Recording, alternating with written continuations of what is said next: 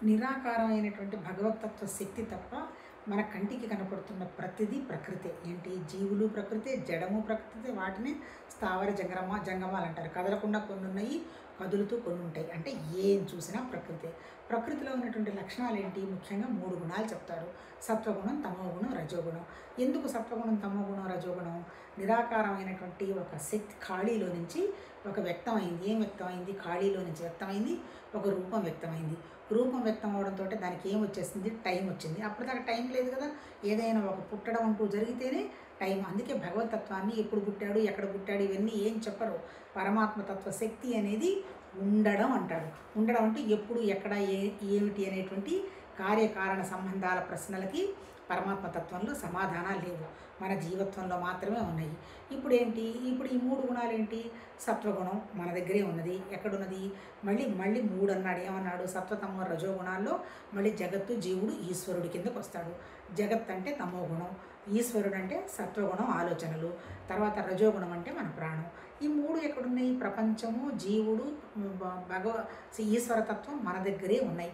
ఈ 3 దాటినటువంటి నిరాకారమైనటువంటి శక్తిలో నుంచి ఇవన్నీ వ్యక్తమైనాయి. కాకపోతే మనమేమనుకుంటున్నాము, ఇవన్నీ ఏమి సత్యం కాదు, మన లోపల ఉన్నటువంటి భగవతత్వంతో కూడా నాకేం సంబంధం లేదు, అదేదో సజెషన్స్ ఇస్తున్నా మనకేమీ అర్థము కావు, అందవు. మనకు అర్థమవుతున్నదల్లా మన కంటెదురుగా ఉన్నటువంటి మన మనుషులు, వాళ్ళ భావాలు, తర్వాత మన దగ్గర ఉన్నటువంటి వస్తువులు. ఎలా అయిపోతాము? మన మనుషులతోటి చిన్న విషయం ఏమైనా సరే దాన్ని మనం బేరు చేసే ఓపిక ఇవాళ రేపు ఎవరూ లేరు. అందుకని 4 మనుషులు కలిసి ఉంటున్న కుటుంబాలని మనం ఇంకా వెతుక్కోవాలి. ఇంకా రాబోయే కాలంలో 2 మనుషులు కలిసి ఉండే కుటుంబాలను కూడా వెతుక్కోవాల్సిన అవసరం ఉండే అవకాశాలు ఉండొచ్చు. నెగటివ్గా అనకూడదు. కానీ కారణం ఏంటి? ఎవరి మనసు వాళ్ళకి తీవ్రంగా పనిచేస్తుంది, ఎవరి మనసు వాళ్ళకి తీవ్రంగా వ్యాపించుకుంటుంది, ఎవరి మనసులో ఉన్నటువంటి కోరికల కట్టడికి అంతం లేకుండా అయిపోతుంది. అందుకని ఎవరి కోరిక, ఎవరి ఆలోచన, ఎవరి సంకల్పమే కరెక్ట్ అనేటువంటి స్థితిలో ఉంది. దీని పరిష్కారం కావాలి అంటే ఒకటే ఒక మార్గం: ఆధ్యాత్మికత. ఆధ్యాత్మికత అంటే ఏంటి? నిరాకారమైనటువంటి శక్తిని గ్రహించడానికి మనం ప్రయత్నం చేయటం. ఎప్పుడు గ్రహిస్తాము?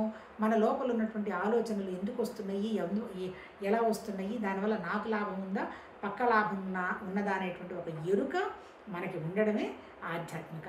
నిజం చెప్పాలంటే ఆ ఎరుక శరీరం కాదు, మనసు కాదు, ప్రాణం కాదు అనేటువంటి విషయాన్ని గ్రహించి నేనే పరమాత్మతత్వం అని కనుక గ్రహించడం జరిగిందంటే దాన్నే మన చైతన్యాన్ని మనం వృద్ధి చేసుకోవటం. దాన్ని ఎవల్యూషన్ ఆఫ్ కాన్షియస్నెస్ అన్నారు. ఎలా మన చైతన్యాన్ని వృద్ధి చేసుకుంటాం అనేటువంటి విషయమే జ్ఞానం. ఆ జ్ఞానం గురించే వేదాల్లో, ఉపనిషత్తుల్లో చెప్పటం జరిగింది. దాన్ని మనము